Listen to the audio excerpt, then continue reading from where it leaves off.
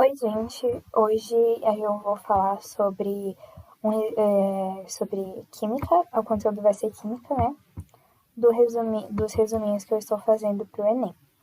Então, primeiro conteúdo é sobre os estados físicos da matéria, que é importante a gente saber para os próximos conteúdos que eu vou falar a seguir.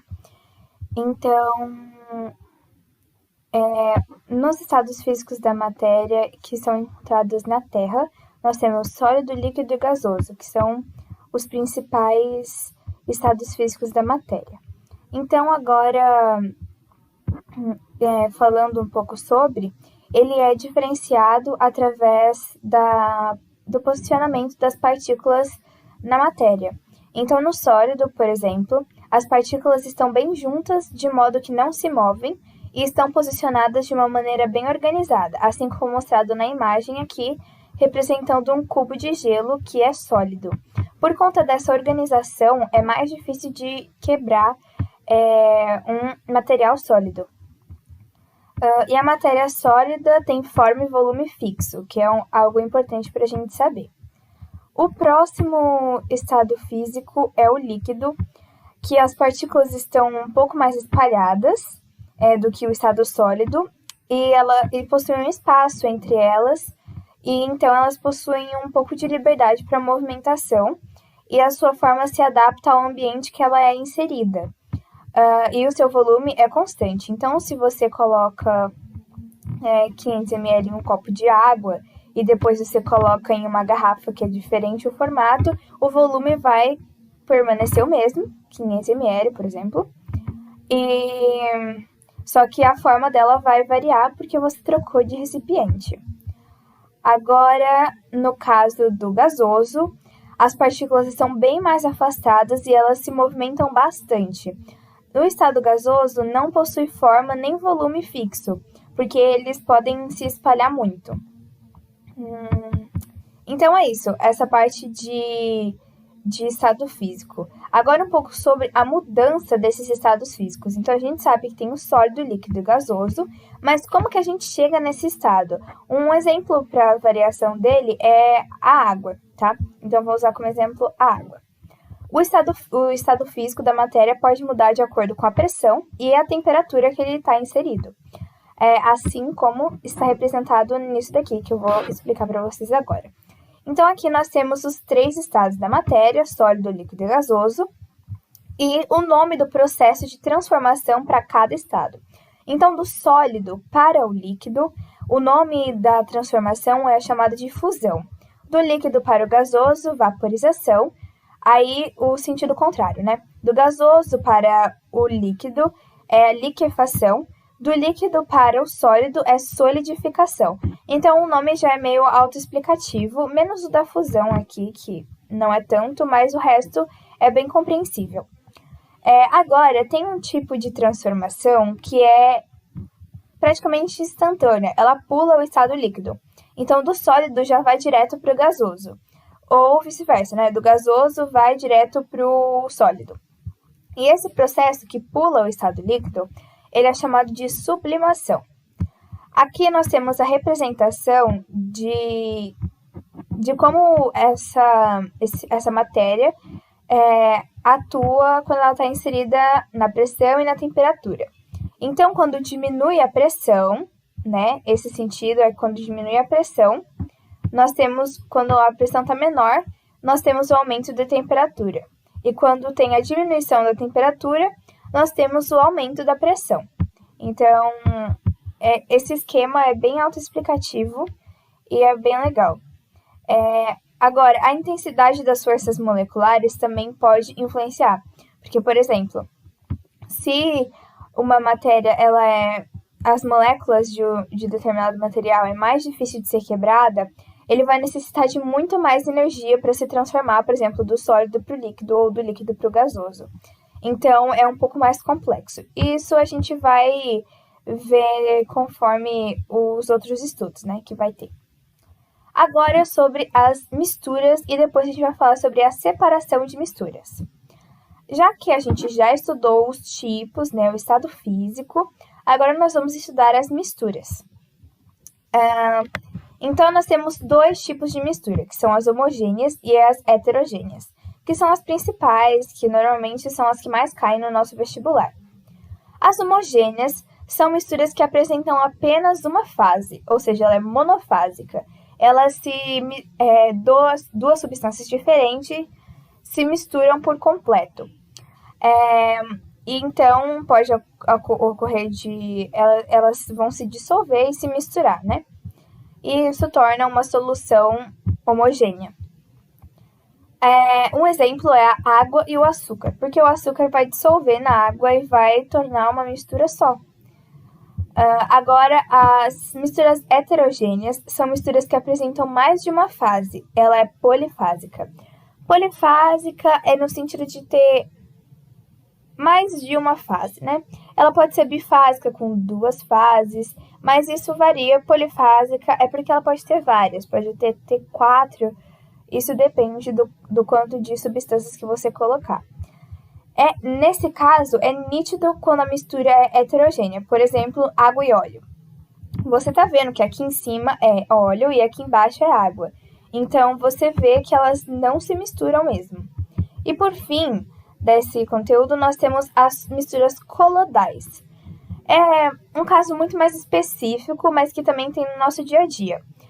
As misturas colodais são aquelas misturas que a olho nu parecem homogêneas, mas, na verdade, quando você vai observar para o microscópio, por exemplo, elas são heterogêneas.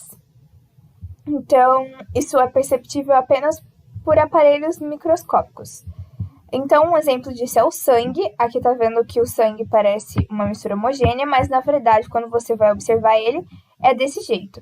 E um caso muito interessante que eu não sabia é o leite. O leite parece assim, mas na verdade, observando ele é desse jeito. Muito legal, uma coisa que a gente tem no nosso dia a dia e que a gente não sabia. Agora, sobre a separação de misturas. Todos esses processos, mistura homogênea, heterogênea, pode ser que seja necessário separar essas misturas. Então, para isso, né, a gente tem a separação das misturas.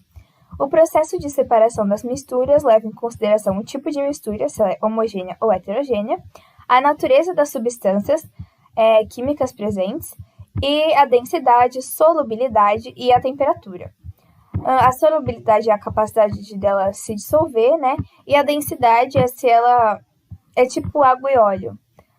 É meio complexo de explicar o conceito de densidade, mas para você que já tem uma base escolar, você entende o conceito. Aí primeiro nós temos a destilação simples. A destilação simples, ela separa uma mistura de um sólido dissolvido por um líquido, através de diferentes pontos de ebulição. Então, aqui, a mistura de, por exemplo, água e sal, é colocada aqui, nesse balão de vidro. Aí o balão de vidro vai ser esquentado e vai acontecer a evaporação da água. Nisso, o vapor d'água vai subir, vai passar por esse tubo, e aí nesse tubo vai ter uma corrente, nessa parte azulzinha aqui, é uma corrente de água fria, que vai resfriar esse vapor e vai transformar ele em líquido novamente, que vai cair aqui nesse outro recipiente. Enquanto isso, a parte sólida, que seria o sal, vai ficar aqui nesse outro recipiente primário. A destilação fracionada, ela separa a mistura de duas substâncias ou mais que estejam no estado líquido e dissolvidas completamente, né? Ou seja, homogênea. E isso é feito através dos diferentes pontos de ebulição. Ela também é separada pelos diferentes pontos de ebulição. Um exemplo disso é o petróleo. É que aqui é um negócio de destilação fracionada bem simples, mas o do petróleo é mais complexo, né? Mas é basicamente assim. Aqui a substância vai ser esquentada e aí, por exemplo, nós temos água, álcool e uma outra substância lá, beleza? Eu vou dar um exemplo do petróleo, que já tá aqui. O petróleo é a mistura de várias substâncias, né? Então, por exemplo, o diesel, ele tem um ponto de ebulição diferente de um outro óleo, por exemplo. que é derivado do petróleo. Então, o diesel vai sair aqui primeiro e depois vai sair esse outro óleo, e assim por diante. Então, um vai se evaporar primeiro, o próximo ponto de ebulição vai se evaporar depois, e eles vão ficando barrados nesses níveis aqui, até ser separados por completo.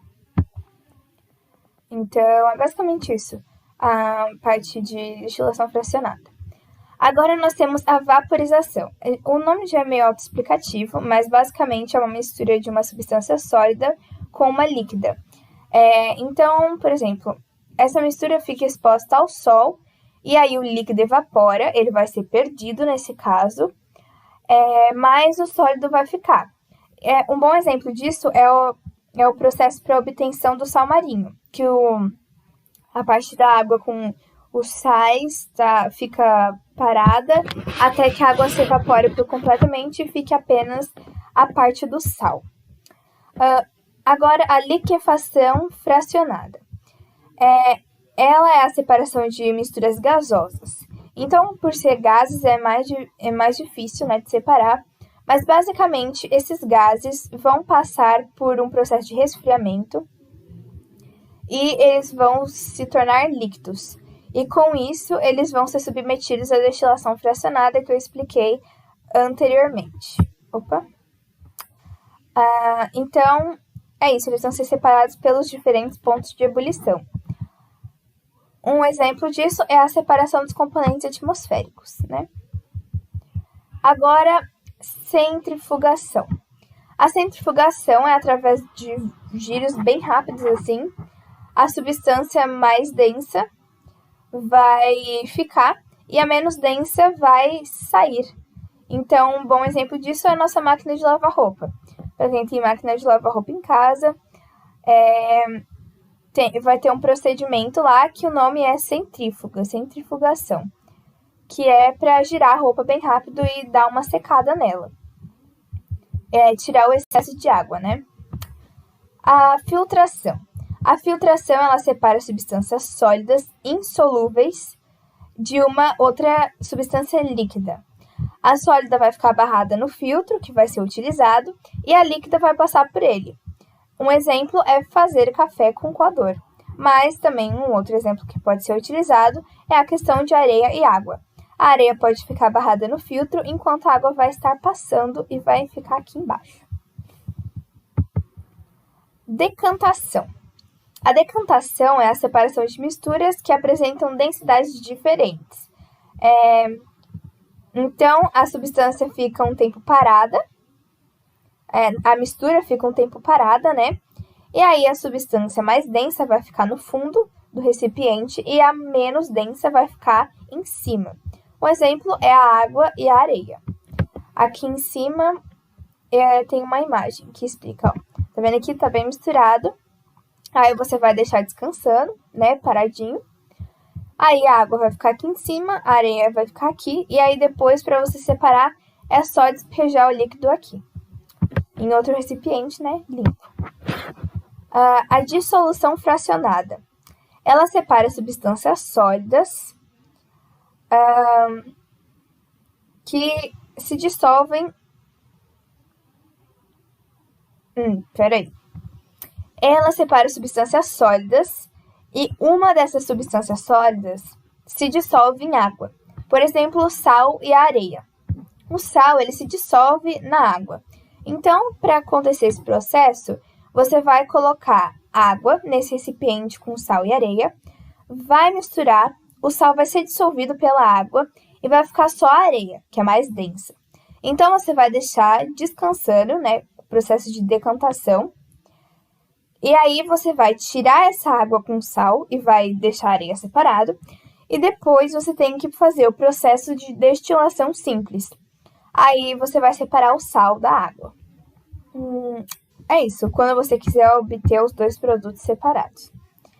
A separação magnética já é autoexplicativo. Ela separa metal de uma outra substância que não é um metal. Então, o metal vai ser atraído por um ímã e o outro que não é atraído por ímã, ele fica no recipiente. Um exemplo é a limalha de ferro com a areia. Ventilação. A ventilação é a separação de misturas sólidas com densidades diferentes. Então, ela é exposta a uma corrente de vento, a pessoa pode soprar ou algo do tipo. E aí, a parte que é mais densa, ou seja, ela é mais pesada, ela vai ficar, enquanto a que é mais leve vai sair, entendeu? Um exemplo é separar o arroz da casquinha, que pode vir nele. Então, o arroz é mais pesado que a casca, então ele vai ficar e a casquinha vai sair. Levigação. A levigação ela separa misturas sólidas com densidades diferentes. E aí elas são expostas a uma corrente de água. Em vez da de vento, elas são expostas a uma corrente de água. Então, o que é mais denso vai ficar no fundo do recipiente e o outro que é mais leve, a água vai levar embora. Um exemplo disso é utilizado pelos mineradores para separar o ouro de terra ou areia que pode vir junto. Então, o ouro fica no fundo do recipiente que eles usam e o resto é levado pela corrente de água. Peneiração. A peneiração, ela separa substâncias sólidas que têm tamanhos diferentes. Então, por exemplo, uma que é maior, uma que fica... A matéria menor, né, a substância menor, vai passar pela peneira, enquanto a maior vai ficar retida. E assim, ele separa. Agora, um exemplo é a peneiração de açúcar. Às vezes ele vem com aquelas bolinhas de açúcar, né, mais concentrada, e aí você quer só usar a parte mais fina. Então, aí você peneira. Flotação. A flotação separa substâncias sólidas de líquida. Então, é assim. É adicionado um produto na água que forma bolhas de água e leva o sólido para a superfície.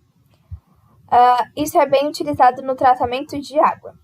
O outro método é a floculação, que é parecido com a flotação, só que nesse processo, os produtos químicos que são adicionados faz com que as sujeiras bem pequenininhas, elas se juntam e formam flocos maiores, que vai facilitar na decantação da água.